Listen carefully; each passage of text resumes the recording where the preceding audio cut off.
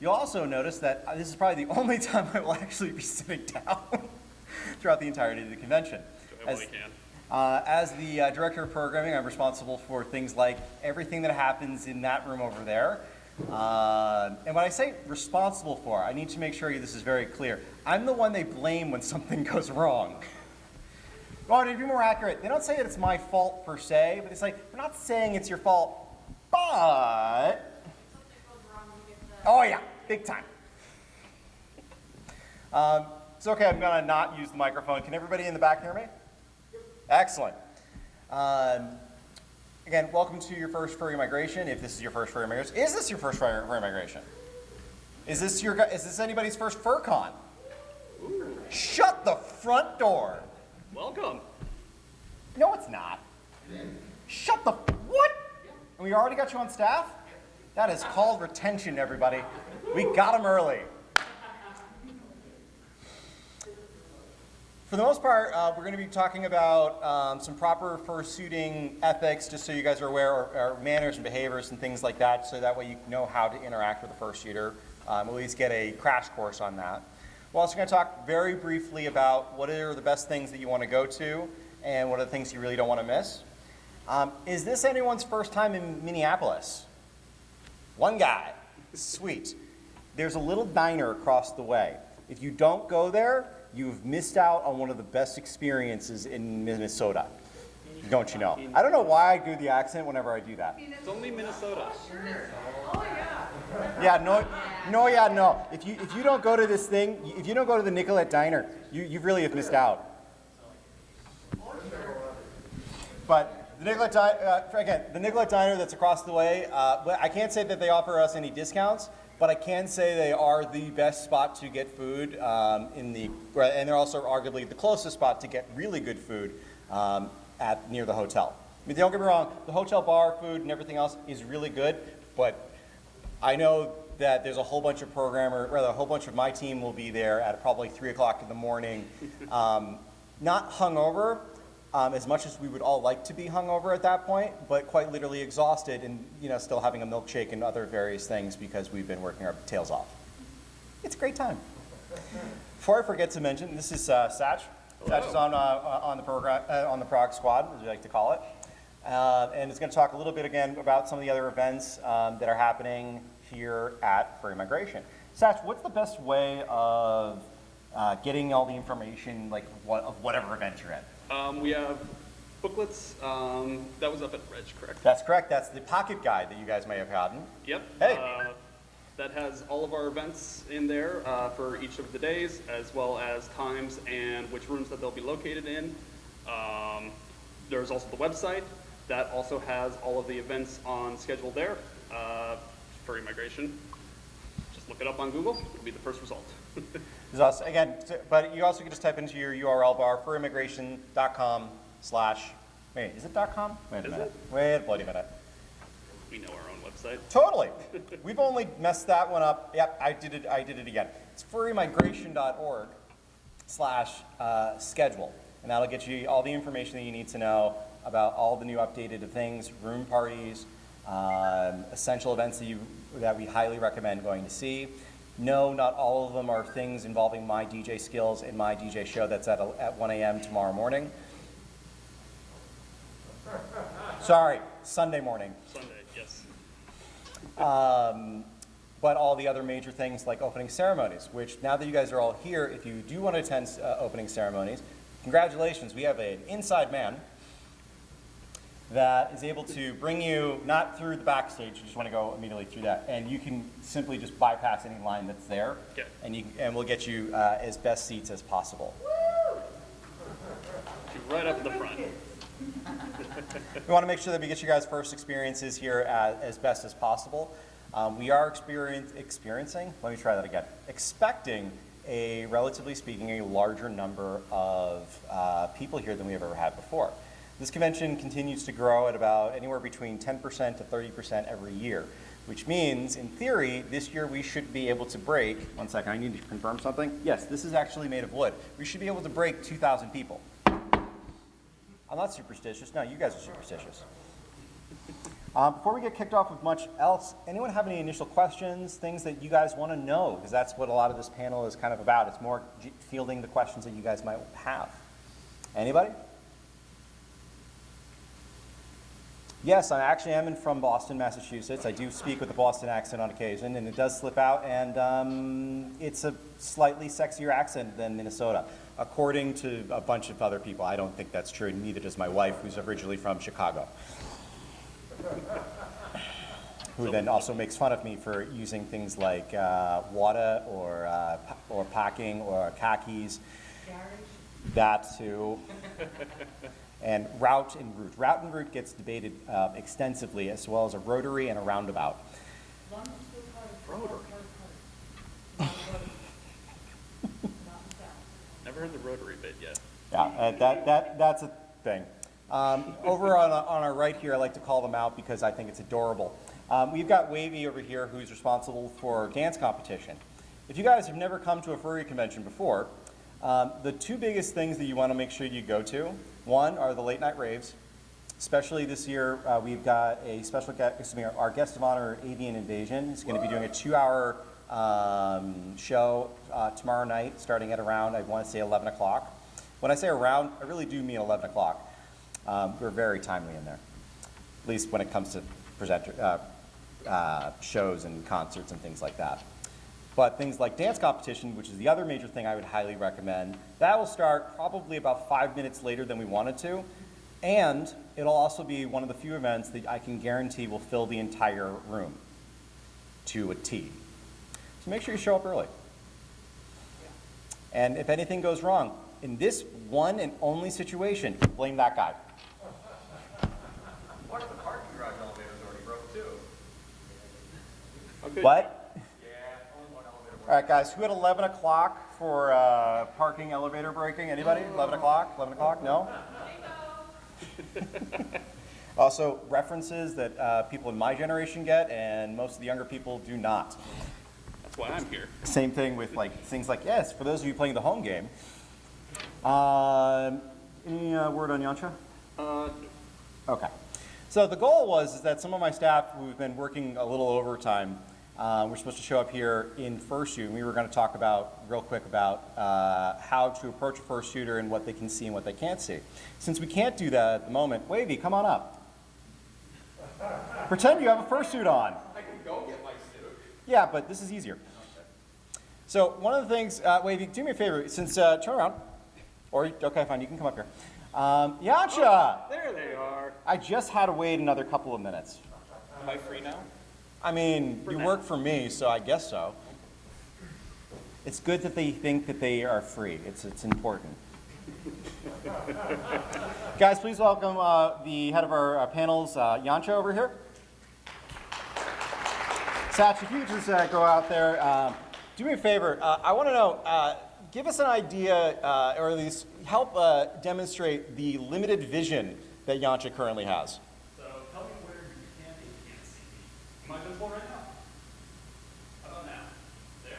Notice that, guys? Very, very limited, very narrow. Very narrow. About that. So it's one of those things that if you're trying to engage a fursuiter, you want to make sure that you're directly in front, not to the sides. Also, one of the other major things of note, because it's kind of common that you might say, oh, hey, that's his fursuiter I want to get a photo of and everything else. And they may not hear you, and quite literally, because it's very hard to necessarily hear inside of a fursuit head. Trust me when I say this, they're not ignoring you. Quite literally, they just don't hear you. And in a large and busy environment like this one, that's fairly common. So, how do you get a fursuiter to notice you? Make yourself known. Step in front. Say, hello, your suit is adorable. I love it so much. How do you tell a fursuiter how to take a photo? May I take a photo? Hold up the phone. Sometimes if they can't hear you, visual cues help a ton. So camera, phone, whatever you got. May I take a photo of you? Get that nod. Adorable. Love it. What's some other things that we should know about a fursuiter? So with fursuiters, we actually have one here.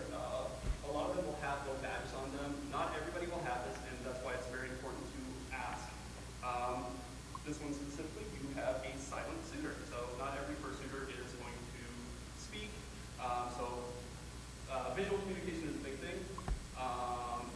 This also applies for touching, hugging, or anything like that. If you come up and ask, may I have a hug? Yes. Again, visual thing, arms out, very clearly communicates hug. So, may I have a hug? Awesome. Thank you. Not everyone's going to want to do that. Not everyone's going to want to be touched, so we must be respectful of that. Let's see. So, That's okay. I'm also pulling up the agenda real fast as well. but also when speaking, always be loud and clear in communicating your intentions. One thing that we don't want to do with fursuiters is touch or grab at them without knowing. Again, limited field of view. If someone's being touched, they don't know, that might freak them out. And again, not always good. We also don't want to be touching or pulling on parts of the suit, ears, bowels, very few bells in this case. You don't want to do, you don't want to tackle them, right? If you tackle them, they can handle it, right? Because they got all that padding? All that padding? No. No. Because it's not actually a lot of extra padding.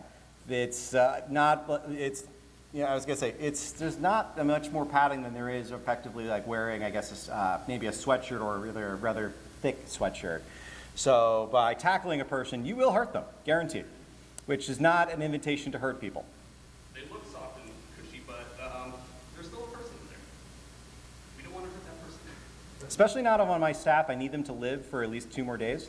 Thank you. At least. Yes, I actually make them sign an agreement that they will survive the weekend. They have to. It's in the contract. Yeah, as long as as well as your soul. But thank you. Anyway, moving on. So one of the other things is there any questions out in the audience that you guys might have about taking photos of fursuiters, interacting with fursuiters, anything that you guys may have any questions about at all? Wavy, did we miss anything? I'm still waking up, but no. One other thing is just with fursuiters, again, with their limited vision, we just want to give them a little extra space as well. If we could have you turn. Tails. Big tails. Those things are weapons. They will smack you, bump into you and stuff, and we just want to give them that space. It's also the reason why you might see in the dealer's den, there's a lot of wide berth areas, so that way you can be aware of all of that, because it can be very easy and for them to not see you again, as we mentioned before, hit you, and then you accidentally hit a dealer's den or anything else. That's why we have as much space as available as possible. Cool. So that just be fine. Thank you, Yantra, for being here. Oh, wait a minute. There is something we did miss. Please check. I see that you get your silent suitor badge on. Can you just pull that up a little bit? Or if it's attached, then not so much. That's something that's also important. Not all suitors talk. Yantra, in this case, is a silent fursuiter and is noted right here with a gigantic badge that says silent suitor. So that's one of those things that you want to make sure to pay attention to, because again, every suitor and every person that acts as their particular character acts in a different way, and you just want to be respectful of all that information. Awesome. Thank you, and really happy you put that on there.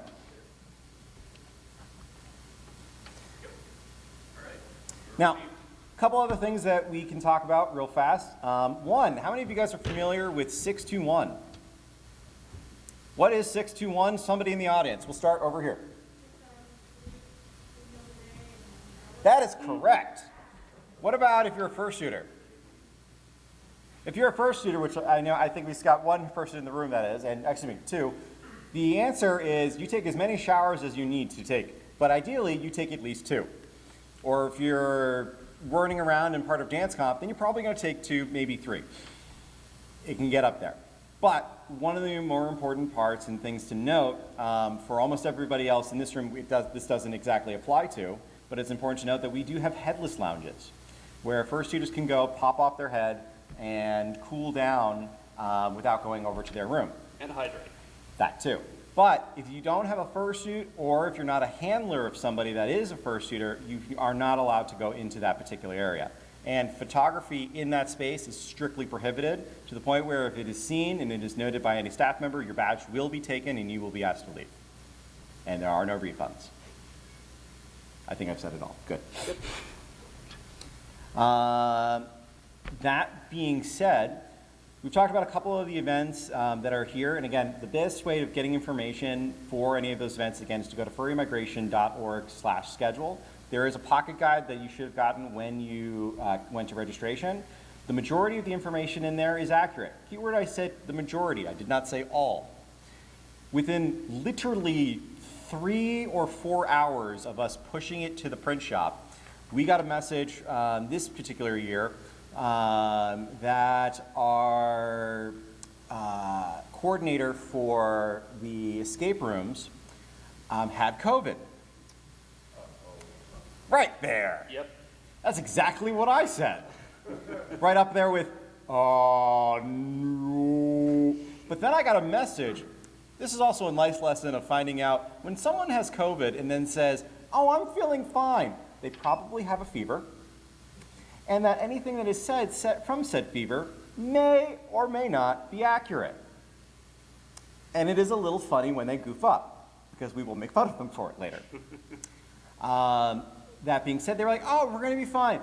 I've got 2 staffers. They're not showing symptoms. They tested that they're not positive. They're good. They're going to be here at Furry Migration. You guys can keep it up. Less than 24 hours after that, they had already sent out messages to people that had pre-registered for their escape rooms and thought that they had sent a message over to us at the same time. Again, when you have a fever, sometimes you think you do one thing and you don't exactly do it. It happens. They also were trying to fly at the same time, so it's like, I don't know if it's just something along the lines of, all right, I'm going to do all of this stuff while in security and make all these plans and whatnot and totally get it all right, 1,000 times, 100%. Why not? So if you were part of the confusion of, wait a minute, I just got a message that this is canceled before we even were able to announce that it was canceled, we apologize on that front. But as you can imagine, COVID is one of those things that, still exists. Which is why we still recommend, even though I don't have a mask on, and I know Satch doesn't have a mask on right now, but we do highly recommend that you do wear a mask while you're here at Furry Migration.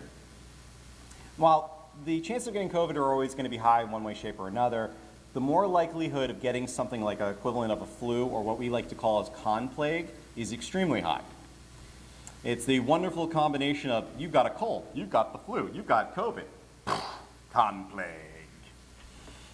The thing that you wish you could give to your enemies.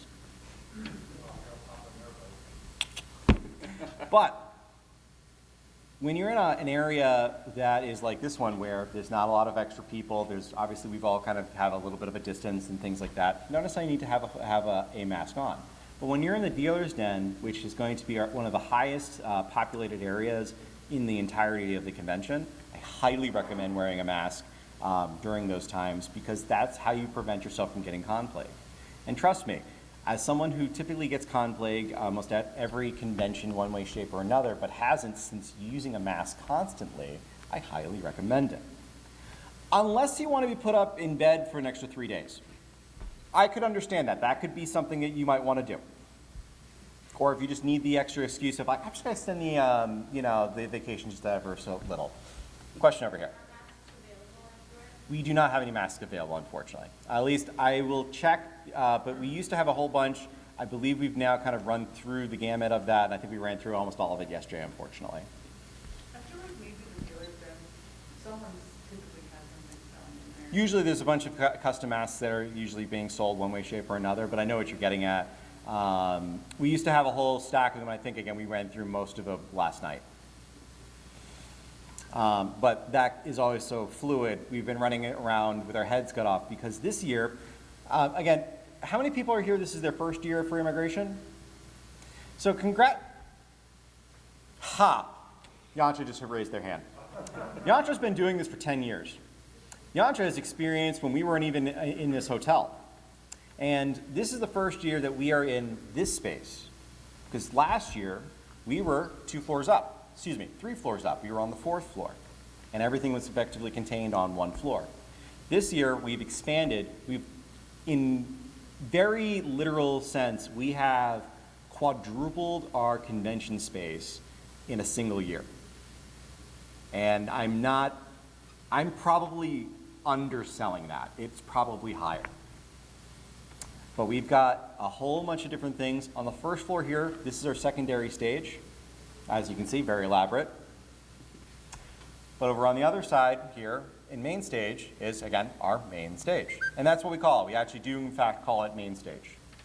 Some people might call it the grand ballroom. Some people might call it, oh yeah, that's where all the noise is coming from. But we just call it main stage. And there's a guy there that sounds like a voice of God that also similarly has a voice that sounds like mine, but that I am not the voice of God. No, I'm not the voice of God. Right, anyway, moving on. Why are you looking at me? Foreshadowing. Anyway, moving on. Second floor has access to all of our panel rooms, and we have gone from having 3 panel rooms to 7. We've also filled up the majority of those panels with a wide variety of different things, so much so that we looked at our tags literally 24 hours ago and noticed that we had 40 different tags of ways of describing, oh, this is an educational thing, this is a learn thing, this is a gaming thing, live gaming, gaming with friends, gaming with your 3DS, learning how to hack a 3DS. I'm kidding on the last one. But we combined all of those down as much as possible, and we've got a wide variety of different things that are going on throughout the entirety of the weekend. We'll have, I think, 2 concerts in here, one being at 3 o'clock today. And we'll have another one also tomorrow in here, and just small little things that we'll have here. Over on the other side, we've got dance competitions, we've got DJs, we've got some idiot that is from Boston that's playing on Sunday morning at 1 a.m. that is plugging their show at the moment. Anyway. We've got game shows, we have fursuit games, we've got a whole slew of stuff.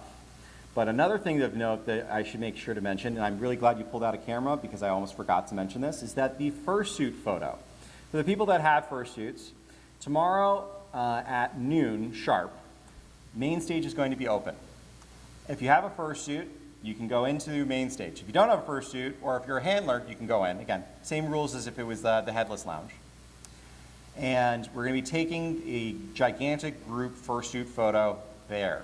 We are then going to be having a gigantic parade, leaving main stage, going up to the second floor, going past a bunch of our different panel rooms, and another headless lounge that we have up there, as well as our operations area and photo shoot lounge. Yes, I'm going over the parade route and talking about all the different things at once. We didn't think it was possible, but we've made this happen. We'll then after we go past our photo booth and everything else, we'll go around where video gaming is and board gaming. That's right, 2 types of gaming, board and video. We'll continue going back down around there to our other panel spaces and then come back downstairs where you'll then go through all the way down and into our flex space and our fursuit lounge. It should be a really interesting, because this year we're expecting almost over 500 different fursuiters. And I will tell you right now, there are no identical fursuiters that I've seen. I'm sure there's probably one guy that has 5 slightly different variations of the same suit, and then being worn by 5 different people. That does happen on occasion, but more often than not, you're about to see 500 different unique and special original character designs that you won't be able to find anywhere else. And it is absolutely breathtaking. It is also amazing when you start factoring in the fact that each fursuit usually is somewhere in the realm of anywhere between $3,000 and $10,000, somewhere in this wide gamut. And then you start adding in numbers like that of, wow, there's a lot of money that just is parading around. I say, hey, you could go to a car show, but fursuit parade is going to be, I think, in my opinion, more valuable, and I do mean that in the terms of dollars. Moving on from there. Does anyone else have any questions, things that you guys want to find out about, things that you have questions about? Yep. So the fursuit lounge has got this one that's down here on the first floor that's literally right past at the edge of main stage. And there's another one that is up on the second stage. Oh my God! Second floor. What is wrong with me? Good. Do you need more coffee? No, I need to breathe. On the second floor, as you go up the elevator and then past where you got registration and all the way down. There's only two. But we usually only have one. Now that we've kind of, again, quadrupled our space, we've expanded to two. And they're very cool because we've got a gigantic amount of fans that are blowing. And it's kept, there's a lot of easy spots to hydrate and things like that. But the one thing to remember is that if you don't have a fursuit, you can't be in there. But if you're a handler of someone that has a fursuit, you can. That's okay. Well, just goes along. I was talking with a friend of mine last night as we were driving to the airport to pick up a friend of ours, and we were talking about another one of our events this evening called F-Gear. F-Gear is our 18-plus dance, where we encourage that if you have any pup gear, pony gear, shibari outfits, anything that would be an adult attire, that this is the area, this is the time to go and really live it up. One second. That being said, one of the really cool things that we've got is that particular event, you got to have your physical ID with you, a phrase that I didn't think I would have to constantly remind people about, because when we do ID checks, which legally in Minneapolis we have to, if we have an 18-plus event, we actually have to do a secondary check. Even though we already checked your ID in order to get your badge, we have to do it again because that's just what Minneapolis has told us what to do. Just one of those things. But not only that, we also have a 21-plus bar for the first year for F-Gear. So we're having sexy dancing. We're having a little bit of a burlesque show, also known as the Birdcage. We're also doing some very wonderful DJs that one of them especially will be in full-blown latex and is absolutely amazing when they're doing everything that they're doing, and I highly recommend checking it out. But as I was talking about that with them, and the reason why it's the long way of saying this story, is that even though you can be as crazy and kinky as you want in that particular area, there are a lot of rules. Things like you can't take any photographs. Things like you still can't show any body parts and things like that. You have to still be decent outside in the lobby areas and things like that. So I mention all of this stuff, and then I get a tirade of like, do you think I wasn't going to do that? It's like, no, I just have to say things like that, because if I don't, I'm going to say the wrong thing. But we have a question over here. I was going to ask, what type of music genre are going to be playing at F-Gear? I couldn't find much information about the artists. Well, there are a couple reasons for it. One, they're still trying to adjust a couple of things on the fly. Two, there is a couple advertisements that'll be going out later today with the actual genres that they'll be playing. I can tell you that for the Birdcage, it is all over the place because it's all the different dancers have selected different types of music, so that's all over, again, all over the map. For Popcorn, who's the first DJ up at midnight, they generally play a little bit more of like a hip-hop, trap style, more energy kind of focus, but not like super over-the-top heavy, if that makes any sense. Whereas Bleats, a rookie that has come into full form and full fashion this past year, they will show you, they're going to play something that's a lot heavier and a lot more industrial, if you will, and kind of give that whole both two sides of a single coin, full vibe for, we got all the general stuff, and then we got all the heavy stuff, which kind of covers our basis for that type of event. Saturday night, what we are trying to do, and in some ways we hope to be able to accomplish, is we're having music effectively throughout various different decades throughout the evening. We haven't labeled this on our website in one way, shape, or another because each particular DJ has their own kind of style of kind of showing off their particular decade or their particular way of showing off our overall theme, which is being lost in time. So we want to have music that really, quite literally, can span from the early 1930s with swing style type music all the way to today and the future. That being said, it's again, all that information, if you're following our Twitter accounts, we're going to call it Twitter. Yeah. And our other social media accounts. On those particular platforms, we have other advertisements and things like that. There's also all the different things that should be going up there regarding all of the different genres that are being played and all the other stuff. And I can guarantee you this, every single one of the DJs that we've got are absolutely amazing.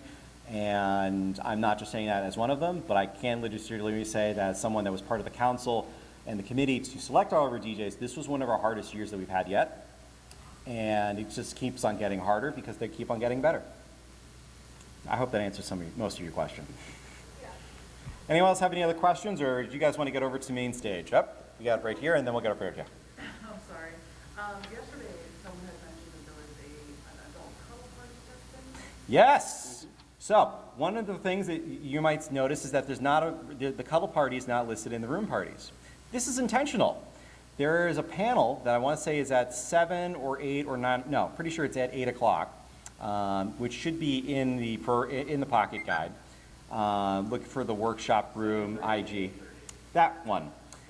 In that particular panel room, for that panel, that's when you'll get all the information for the rules of the cuddle party. You'll get all the information related to it, and most importantly, you'll get the password, and you'll find out where that room actually is, as well as getting a sticker that'll allow you to get access to that particular party. We take all the procedures and precautions that are necessary for that particular thing. So that's why you're not seeing it easily found in the room party guide. You have to actually go to a thing. But unlike other secret parties where you kind of have to know somebody to get into, we tell you where to go. Yes, it requires a little bit of extra work, but we kind of want to make sure that you know all the things that are necessary and important related to it. Does that answer your question? Yeah, I was actually just not sure where, like, the consent portion would be. The pre. It's called, you want to flip the page. And then it's the cuddling party, next page.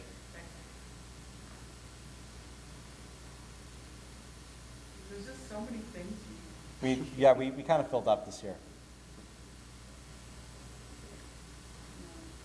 I'll give you a hint in a second. What's the question over here? Can you speak up just a little bit? I honestly don't know off the top of my head. 12:30. But I think 12:30 is when it's opening up. I want to say that it's available for everybody else at, I want to say, thank you, Wavy. I want to say it's available for everybody else at, for sponsors and super sponsors, it's available actually almost now. No, I'm sorry, noon. Noon, yes. And then for everybody else, it's at 12:30. And then opening ceremonies is at 12 o'clock on the spot, which I have to get to I've got to get to the prep work in 4 minutes. And I'll leave you with Satch and Wavy, if you don't mind coming up here. Done. Yeah, I want to tag you You're in. joining me. I'm dragging you into this. Well, At least if you guys have any other questions, we've got other people that have gone to this convention a few times.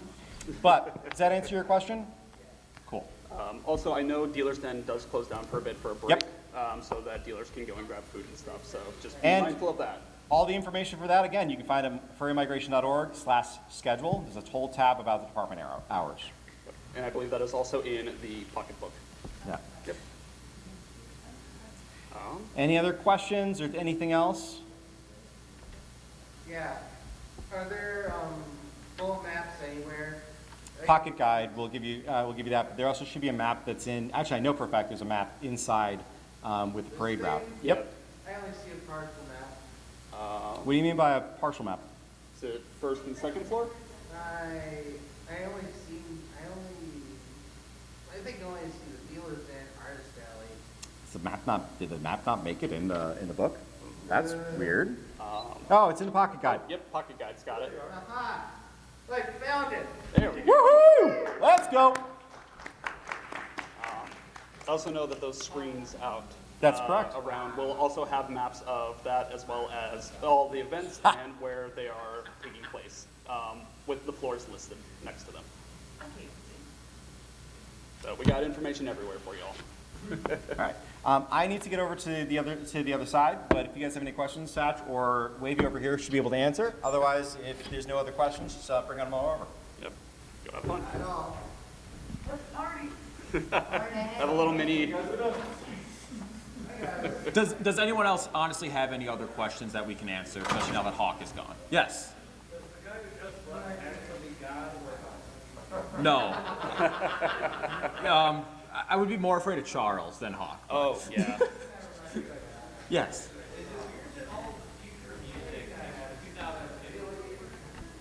I mean, I would say they had a time machine back then, so who knows? I'm hoping for at least the dance battle will be a wide range of music, but that is the person who you saw sitting here's job to be DJing that event. So if there isn't enough throwbacks, we can all collectively yell at him. Yep. Anyone else have any questions for the group or private questions that they may want to ask about the convention moving forward? Yes. The pocket guidebook should have been upstairs when you did register. They should be on a table. If you did not pick one up when you registered and picked up your badge, they should still be available for pickup for the duration of the convention. We're a little backed up there. I believe it. Yeah. Happens every year. Oh. I don't know. I was a super sponsor. I walked in and walked out in 30 seconds. Anyone else have any questions? Okay, I see no more questions. You are all free to depart. And again, if you have a question you'd like to ask in private, you're more than welcome to come up here and ask. Do we want to bring them over to main stage then? Because we had promised that we would get them in. If you want to bring people over to main stage, you Yep. can. So what we're going to do is we're going to get in a line, and I will bring you all over to main stage.